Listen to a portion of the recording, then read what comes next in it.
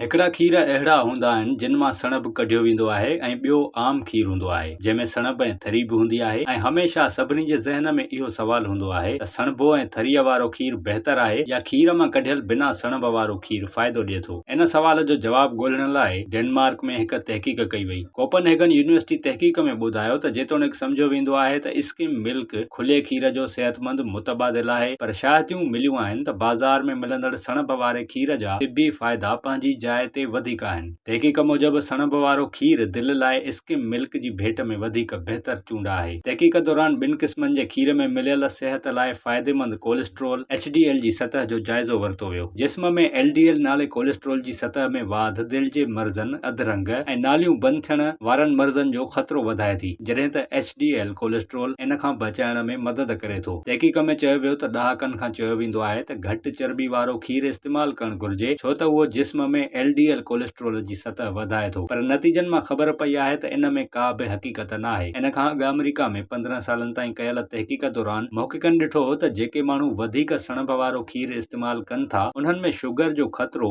46% घटि हूंदो आहे। तहक़ीक़ में चयो वियो त अहिड़ा सबूत नाहिनि मिलिया त जेके माण्हू घटि सणभ वारो खीर पीअनि था उहे सिहत जे हवाले सां खुलियो खीर पीअण वारनि खां वधीक सेहतमंद हुजनि। इन जी भेट में अहिड़ा सबूत मिलिया त सणभ वारो खीर शुगर खे रोके थो ऐं माण्हुनि खे ॿियो खीर पीअण जी सलाह सुठी सलाह न आहे। इन खां अॻु हिकु ॿी तहक़ीक़ में इहा ॻाल्हि साम्हूं आई हुई त वधीक सणभ वारो खीर इस्तेमालु कंदड़ माण्हुनि में थोल जो शिकार थियण ॿियनि जी भेट में घटि हूंदो आहे। तहक़ीक़ुनि मां इहा बि ख़बर पवे थी त माण्हूअ खे ताज़ो ऐं सणभो खीर पीअणु घुर्जे, जंहिंजा केतिरा ई फ़ाइदा आहिनि, पर इहा ॻाल्हि बि ज़िक्र जोगी आहे त मुल्क में हाणे खीर में केमिकल मिलाए ॾिनो पियो वञे जेको फ़ाइदे ॾियण बदिरां नुक़सान ॾिए थो।